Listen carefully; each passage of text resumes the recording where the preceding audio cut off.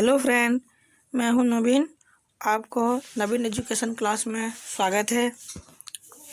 हाल ही में रेलवे की new vacancy आई है, उसका नाम है आरपीएफ में न्यू वैकेंसी आई है।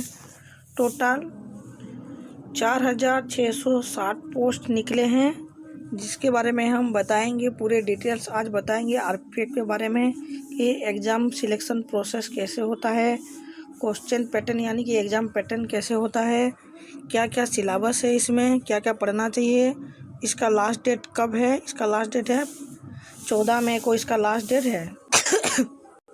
तो आरपीएम में हाल ही में कुछ वैकेंसी है।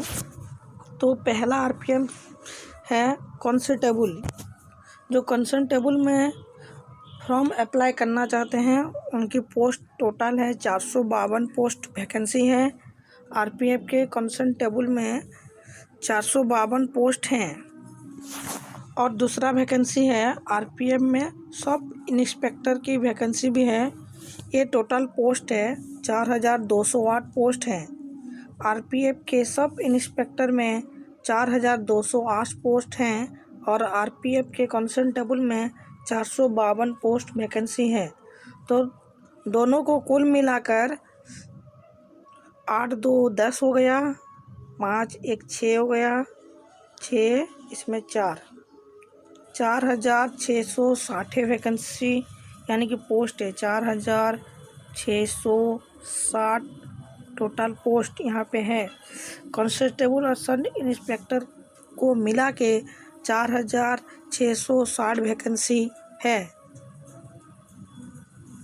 तो दोस्तों, आरपीएफ के ऑनलाइन फॉर्म फिलअप हो चुके हैं।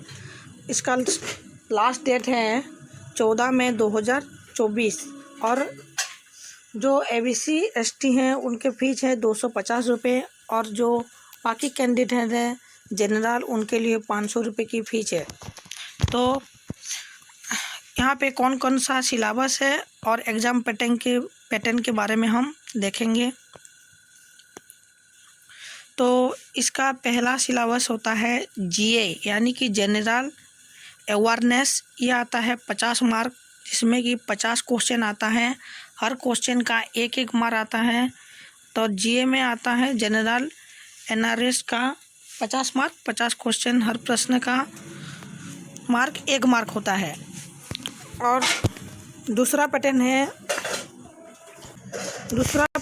अरिथमेटिक्स आता है 35 मार्क्स। अरिथमेटिक्स 35 मार्क आता है और इसका भी 35 क्वेश्चन आने वाला है। हर प्रश्न का मूल्य 1 मार्क होता है। तीसरा सिलेबस है रीजनिंग और जनरल इंटेलिजेंस। ये आएगा 35 मार्क्स। तो इसमें भी 35 क्वेश्चन आएंगे और क्वेश्चन का मार्क होता है 1 मार्क। तो ये है कुछ सिलेबस। जी आएगा 50 मार्क का, अरिथमेटिक आएगा 35 मार्क का, और रीजनिंग और जनरल इंटेलिजेंस आएगा 35 मार्क। टोटल कुल मिला के 120 मार्क का आपको एग्ज़ाम देना पड़ेगा। समय होगा 90 मिनट। 90 मिनट के आपके पास टाइम होगा, उससे ज़्यादा टाइम आपको नहीं दिए जाएंगे। 90 मिनट में आपको 120 क्वेश्चन अटेंड करना होगा। ये सिलेबस के बारे में देखते हैं।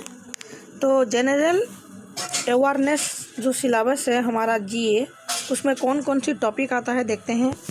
पहला टॉपिक है करंट अफेयर। आपको करंट अफेयर के बारे में भी जानकारी लेनी चाहिए, ये जीए में आ सकता है। दूसरा सब्जेक्ट है इंडियन हिस्ट्री। भारत के इतिहास के बारे में आपको पढ़ना होगा, इसके बारे में भी क्वेश्चन आएंगे। तीसरा है आर्ट्स यानी कि कला में जो है आप सबको देखना होगा। चौथा आएगा ज्योग्राफी यानी कि भूगोल में भी कुछ सब्जेक्ट हैं, जैसे कि नदी के बारे में, हमारे भारत के बारे में, यूरोप के बारे में। तो इस सब के बारे में आप सब लोगों को पता होना चाहिए। तो ज्योग्राफी का कॉन्टेस्ट भी यहाँ पे आता है। दूसरा टॉपिक है इकोनॉमिक्स यानी कि तर्कशास्त्र, अर्थशास्त्र के बारे में भी आएगा। भारत का अर्थनीति कितना है, किस देश में कौन कौन सी व्यापार चल रही है, किसने किसके साथ डील किया है, इसको बोलते हैं इकोनॉमिक्स। इसके भी मार्क आएंगे, ये जीए में ऐड होगा। इसके बाद आएगा इंडियन पॉलिटिक्स, राजनीति के बारे में भी आपको पता होना चाहिए। इसके अलावा आपको जीए में आएगा स्पोर्ट्स के बारे में। स्पोर्ट्स के बारे में मतलब क्रिकेट, फुटबॉल, हॉकी, टेनिस, जितने भी स्पोर्ट्स हैं ये स्पोर्ट्स भी यहाँ पे कवर करना चाहिए आप सभी लोगों को। और अगला सब्जेक्ट है साइंस, यानी कि जो फिजिकल साइंस है और लाइफ साइंस है, ये दोनों साइंस मिला के आपको जीए में आएगा। तो आपको जीए में क्या क्या आएगा पता चल गया।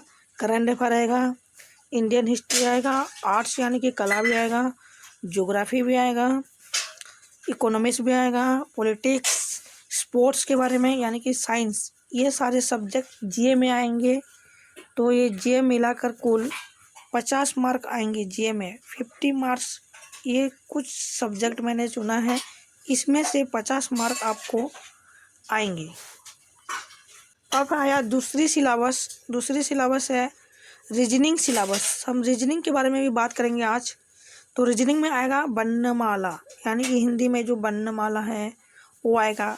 तर्कशास्त्र में आएगा, मैथ का जो दिशा है पूरब का दिशा, अगर आप पूरब की दिशा में खड़े हो तो उसका डिग्री कौन सा है ये भी आपको बता सकता है। डाटा के बारे में बताएंगे, कंप्यूटर के बारे में आएगा रीजनिंग में। वर्गीकरण यानी कि 3 का स्क्वायर प्लस 4 का स्क्वायर, ये सब मिला के कितना होगा, तो इसको बोलते हैं वर्गीकरण। तो ये सब भी आपको रीजनिंग में आएगा। तो रीजनिंग आपका है 35 मार्क्स। यहाँ पे 35 क्वेश्चन आएंगे, हर क्वेश्चन का 1 मार्क होगा, 35 मार्क आएंगे। तो रीजनिंग में वर्णमाला, तर्क, दिशा और दूरी, डाटा और वर्गीकरण में शामिल है रीजनिंग। कुल मिला के इसमें 35 मार्क आएगा। अगर आप आरपीएफ कांस्टेबल में फॉर्म अप्लाई करना चाहते हैं तो आपका आयु होना चाहिए 18 साल से 28 साल तक आपका एज होना चाहिए। आपका एज होना चाहिए 18 से 28 साल के बाद, अगर आप आरपीएफ के कांस्टेबल में फॉर्म अप्लाई करना चाहते हैं। तो अगर आप आरपीएफ के सब इंस्पेक्टर में अप्लाई करना चाहते हैं तो आपका एज होगा 20 से 28 तक लेके आपका एज।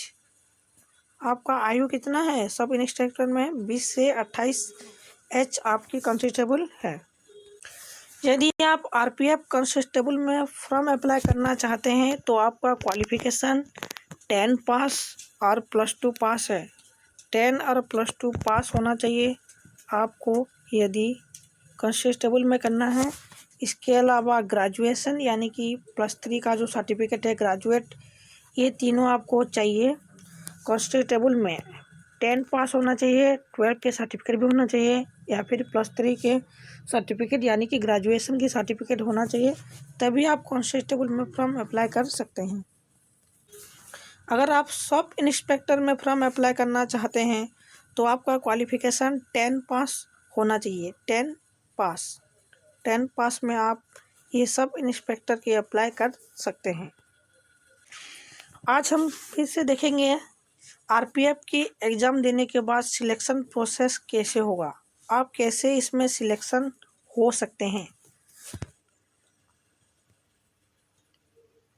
तो पहले आपका सीबीटी टेस्ट करा जाएगा, सीबीटी टेस्ट किया जाएगा। उसके बाद फिजिकल टेस्ट में आपको होगा रन करना होगा, यहाँ पे जंप करना होगा, यहाँ के लॉन्ग जंप भी करना होगा आपको, लॉन्ग जंप, हाई जंप, ये सब फिजिकल टेस्ट में जाएगा।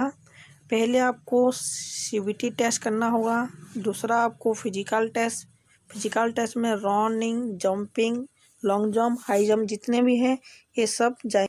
फिर आपको मेडिकल एग्जामिनेशन देना पड़ेगा, आपके सर्टिफिकेट सबमिट करना पड़ेंगे, फिर आपके रिकॉर्ड देखना पड़ेगा। फिर चौथा सिलेक्शन आपको अपना डॉक्यूमेंट वेरिफिकेशन करना होगा। अगर आपके पास ये चारों प्रोसेस हैं तब आप आरपीएफ में सिलेक्शन हो सकते हैं। तो इसीलिए आपको पहले सीबीटी टेस्ट करना होगा, फिर फिजिकल टेस्ट, फिर मेडिकल एग्जामिनेशन, और अंत में आपको डॉक्यूमेंट वेरीफाई करना होगा। आपके पूरे डॉक्यूमेंट्स चेक किए जाएंगे, तभी आप सिलेक्शन प्रोसेस में आगे बढ़ सकते हो। तो हमने बात किया था कि सिलेक्शन प्रोसेस में आपको इम्पोर्टेंट डॉक्यूमेंट चाहिए होता है। तो उस डॉक्यूमेंट के बारे में हम बात करेंगे कि आपको सिलेक्शन प्रोसेस में आपको सिलेक्शन प्रोसेस में कुछ इम्पोर्टेंट डॉक्यूमेंट सबमिट करना है। आज हम इसके बारे में भी बात कर लेते हैं कि आपको क्या क्या इम्पोर्टेंट डॉक्यूमेंट चाहिए। यदि आप एग्ज़ाम पास करके सिलेक्शन हो गए तो आपको कुछ इम्पोर्टेंट डॉक्यूमेंट सबमिट करना होगा। तो पहला है आपके पास 10 सर्टिफिकेट यानी कि +2 यानी कि ग्रेजुएट, इन तीनों में से जो भी सर्टिफिकेट है उसको आप सबमिट करना पड़ेगा। फिर उसके बाद आपको अपना आधार कार्ड सबमिट करना पड़ेगा। उसके बाद कास्ट और रेसिडेंस सर्टिफिकेट आपके पास जो भी हैं उसको सबमिट करना पड़ेगा। फिर आपको अपना सिग्नेचर भी देना पड़ेगा और अंत में आपको अपना पासपोर्ट साइज फ़ोटो भी सबमिट करना पड़ेगा। तो ये रहा कुछ इम्पोर्टेंट डॉक्यूमेंट्स। 10+2 ग्रेजुएशन सर्टिफिकेट आपको सबमिट करना पड़ेगा, आधार कार्ड देना पड़ेगा, कास्ट और रेसिडेंस सर्टिफिकेट, आपका सिग्नेचर, आपका पासपोर्ट साइज फ़ोटो भी वेरिफिकेशन करना होगा, तब जाके आप सिलेक्शन हो सकते हैं। ये रहा आरपीएफ में कुछ इम्पोर्टेंट डॉक्यूमेंट और वैकेंसी कितना है, क्या क्या है, कब आपको अप्लाई करना है। ऑनलाइन में अप्लाई कर सकते हैं, ऑनलाइन फीस है 500 रुपये। तो आप ये सब अप्लाई कर सकते हैं। अगर आप सभी लोगों को वीडियो अच्छा लगा तो वीडियो को लाइक करके चैनल को सब्सक्राइब करिए और बेल आइकन को दबाएं ताकि हमारा सारे वीडियो आपके पास पहले पहुंच सके। थैंक यू, धन्यवाद।